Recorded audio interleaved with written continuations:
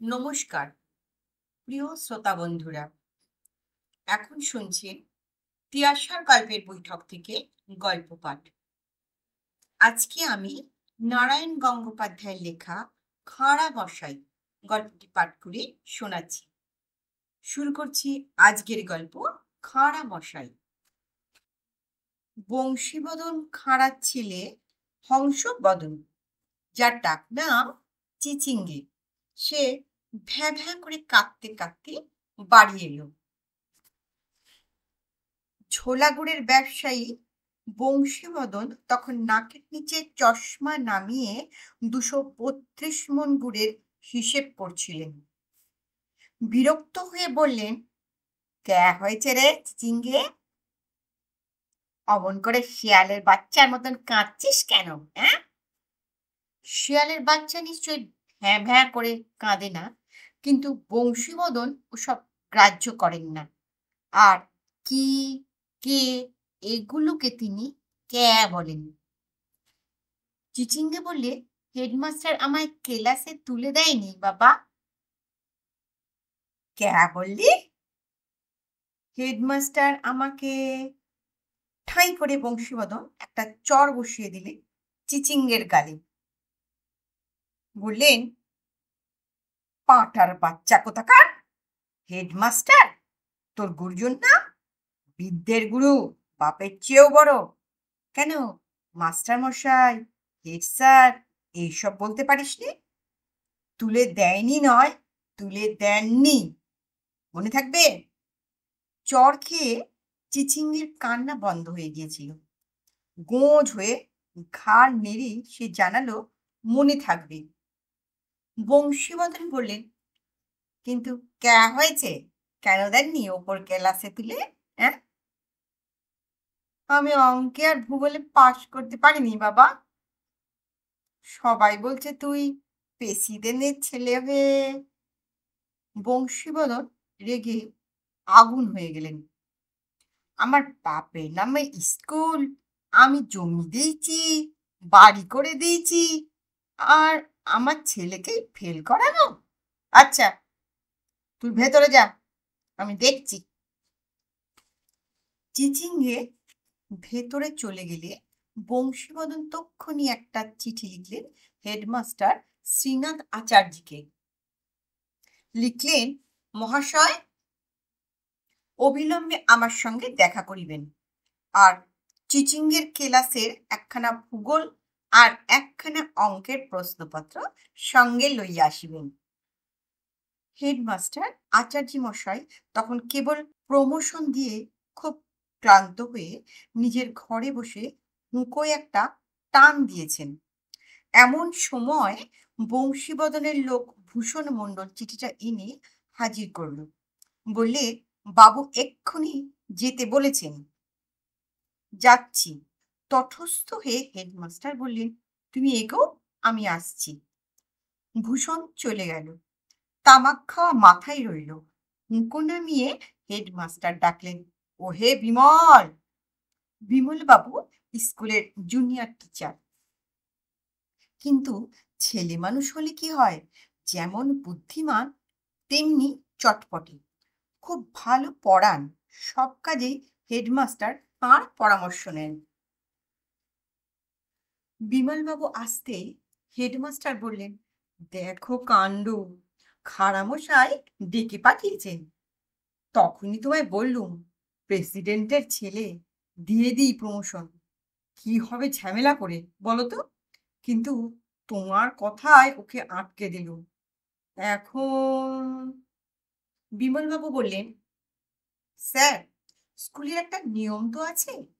প্রেসিডেন্টের ছেলে তো কি হয়েছে, ফেল করলেও ওকে প্রমোশন দিতে হবে। তাহলে গরিবের ছেলেরা আর কি দোষ করলো? সবাইকে তো পাশ করিয়ে দেওয়া উচিত। আরে, উচিত অনুচিত আর মানছে কে? যার টাকা আছে ওসব তার বেলায় খাটে না। এখন খাড়ামশাই যদি খেপে যান, তাহলে আমাদের অবস্থাটা ভাবো একবার। তাঁর টাকায় স্কুল, তিনি প্রেসিডেন্ট। এদিকে সায়েন্স ব্লকের জন্য সামনের মাসে 15,000 টাকা দেবার কথা আছে। এখন যদি বিগড়ে যান, আমরা মারা পড়ে যাব। বিমলবাবু মাথা নেড়ে বললেন, আমার তা মনে হয় না, স্যার। খাঁড়ামশাই অত অবিবেচক নন। টাকা অনেকেরই আছে, কিন্তু এরকম মহৎ মানুষ দুজন দেখা যায় না।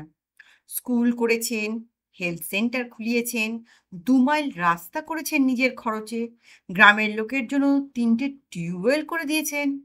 কত লোককে যে দুহাতে দান করেন তার হিসেব নেই। তিনি নিশ্চয়ই বুঝবেন ব্যাপারটা। বেজার মুখে হেডমাস্টার মশাই বললেন, কে জানে, সেকেলে লোক, মেজাজে থই পাওয়া শক্ত। যা হোক, তুমিও চলো আমার সঙ্গে। তুমি সঙ্গে থাকলে একটু ভরসা পাবো। আচ্ছা, চলুন যাই। দুজনে গিয়ে হাজির হলেন খাঁড়ামশাইয়ের বাড়িতে। বংশীবদন 232 মণ ছোলা গুড়ের কতটা ইঁদুর খেয়েছে, নাগড়ি ফুটো হয়ে কতটা নষ্ট হয়েছে, কতটাই বা আরশোলা পিঁপড়ের পেটে গেছে, এইসব লোকসানের হিসেবের মধ্যে তলিয়েছিলেন। হেডমাস্টার আর বিমলবাবুকে দেখে প্রথমটায় বললেন, ক্যা ব্যাপার আপনারা? বলতে বলতে তার চিচিংয়ের কথাটা মনে পড়ে গেল। বসুন বসুন। তারপরে বিনা ভূমিকায় তার সোজা জিজ্ঞাসা, চিচিঙ্গে ওপরে ক্লাসে উঠতে পায়নি কেন? হেডমাস্টার মশাই একটা ঢোক গিলে বললেন, আগে ও অঙ্কে আর ভূগোলে ফেল করেছে। কত পেয়েছে? অঙ্কে 7, ভূগোলে 12। হুম। বংশীবদন গম্ভীর হয়ে গেলেন। তারপর বললেন, ওদের ক্লাসের যে দুটো কোশ্চেন আনতে বলেছিল, এনেছেন? আগে এনেছি। বিমলবাবু তক্ষুনি দুখানা প্রশ্নপত্র এগিয়ে দিলেন খাঁড়ামশায়ের হাতে। চশমাটাকে তুলে জায়গা মতন বসিয়ে বংশীবদন উল্টে পাল্টে প্রশ্ন দুখানা পড়লেন। একবার বললেন, এ বাবা! একবার বললেন, ওয়াও! আর একবার বললেন, এসব ক্যা কাণ্ড! মাথার উপরে যেন খাঁড়া উঁচিয়ে রয়েছে। এইভাবেই তটস্থ হয়ে বসে থাকলেন 2 মাস্টার মশাই। তারপর, এটা বুঝি ভূগোল? হেডমাস্টার বললেন, আজ্ঞে। অ কেরল রাজ্যের রাজধানী ক্যা? হুম। ভারতের কোথায় কোথায় কয়লা ও পেট্রোলিয়াম পাওয়া যায় তাহা বলো। হুম। ভারতের একখানি মানচিত্র আঁকিয়ে গঙ্গা নদীর উৎপত্তি স্থল হইতে বঙ্গোপসাগর পর্যন্ত প্রধান প্রধান শহরগুলি। বেশ বেশ। প্রশ্নপত্রটি একদিকে সরিয়ে রেখে খাঁড়ামশাই বললেন, এসব না জানলে বুঝি বিদ্যে হয় না? কথার সুরটা বাঁকা। হেডমাস্টার ঘামতে লাগলেন। বললেন, আগে নিজের দেশটাকে তো জানতে হবে। ক্যা? নিজের দেশ? তা ভালো, খুব ভালো। আচ্ছা হেডমাস্টার মশাই, আপনি তো জ্ঞানী লোক, নিজের দেশের সব খবরই জানেন, 2 বার এমএ পাস করেছেন। বলুন দেখিনি, আমাদের এই জেলায় কটা গ্রাম আছে? 2 মাস্টার মশাই ওর মুখের দিকে চাইলেন। ওরা অনেক খবর জানেন, কিন্তু খাড়ামশাই একটু হাসলেন। আচ্ছা, বলুন দেখি, বাংলাদেশের কোন কোন জেলায় বেশি আখের চাষ হয়? বিমলবাবু বললেন, মুর্শিদাবাদ। আর দুজন চুপ। বলতে পারেন, আমাদের এই কাঁসাই নদীর ধারে এই জেলায় ক্যা ক্যা গঞ্জ আছে?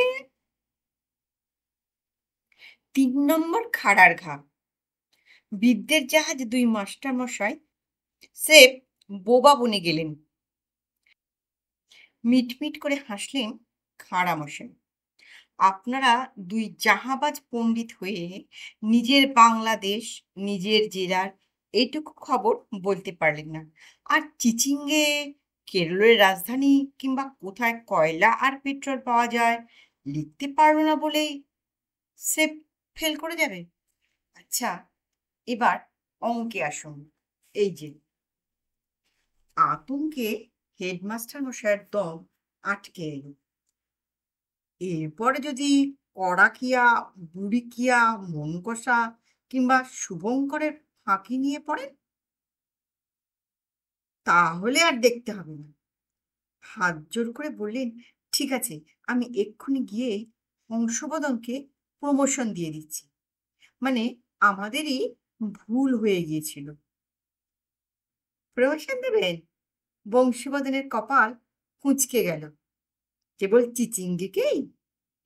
আগে আপনার ছেলে, আমার ছেলে বলে কি পীর হয়ে গেছে নাকি? হ্যাঁ, ওটা তো একটা শেয়ালের বাচ্চা। ওকে একা কেন? দিতে হলে সবগুলোকেই দিতে হয়। যারা গোল্লা খেয়েছে তাদেরও। পারবেন? মাস্টার মশাইরা মুখ চাওয়াচাই করলেন। একটা কাজ করুন, সবগুলোকে ক্লাসে তুলে দিন।